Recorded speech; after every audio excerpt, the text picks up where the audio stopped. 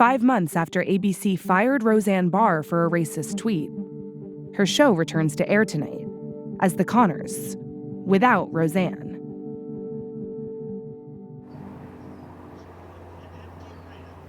There were tens of thousands of people outside waiting to come in. The Washington Post put a picture of an empty arena and they put a caption, "Mr. President, not a very good crowd, is it?" I didn't even land for 4.5 hours later. Now, did they fire that reporter? No, right? And look what happened to Roseanne. Did they fire Roseanne? Yes.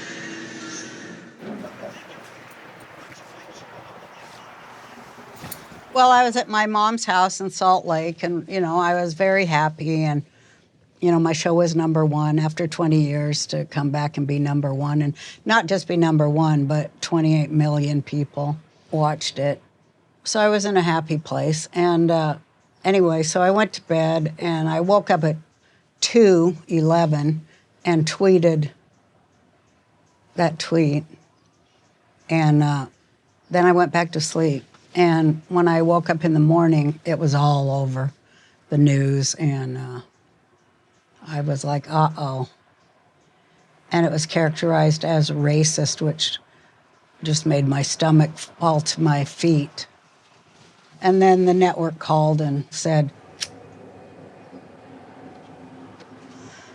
what possible excuse can you have for something you've done which is unforgivable and some other word that I can't remember.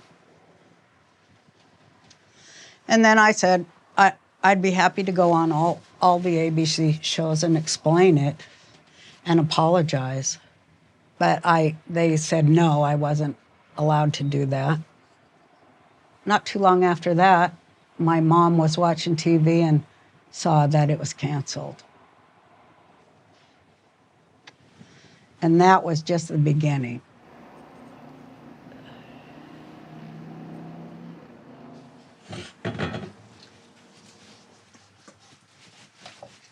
This was the Eleanor Roosevelt Freedom of Speech Award, ironically. That's the Emmy. And those are People's Choice Awards. We cleaned all my awards and grouped them for you. I want to get the Nobel Peace Prize, or a Tony. I don't keep in touch with anyone on the show. I've been removed from the process of my life's work.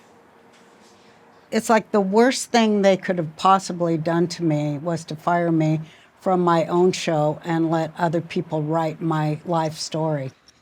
I'm not going to watch it, and I'm not going to condemn it or say anything bad about it either. I'm just moving on from it. Because I've always been a go-getter, and now I'm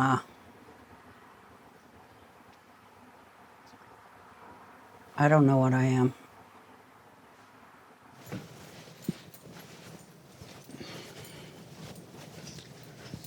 Here's my mess, my big mess. Now that I have extra time, I really want to redo all my files and my pictures, get them all in order. So that's what I've been working on. So I'm back to what I always did, which is try to get my pictures and my files together. I need a lot of organization. I'm bad at that. I've got a lot of time for real life stuff.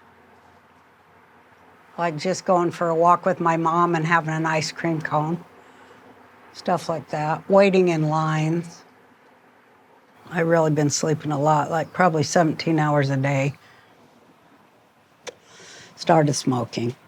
Very bad move. There's a backstory to everybody who creates something. The pain of living life and the things you may have gone through to, create that joke or that situation or that family. And they knew that I had, everybody knows that I have struggled with mental health issues. And I was struggling at that time as well. I was impaired and stupid and mistaken and wrong. And for that, I apologized. My whole life I've been under punches, not just my career. My life, yeah. I've been under punches forever. I've been called every name in the book for, since the first time I stepped on stage and before that. And, I don't let words hurt me. What other people say, I don't let it hurt me because that's about the person who's saying it, not about me. I'm not what they think I am. And I know that. I know who I am. And, they're wrong.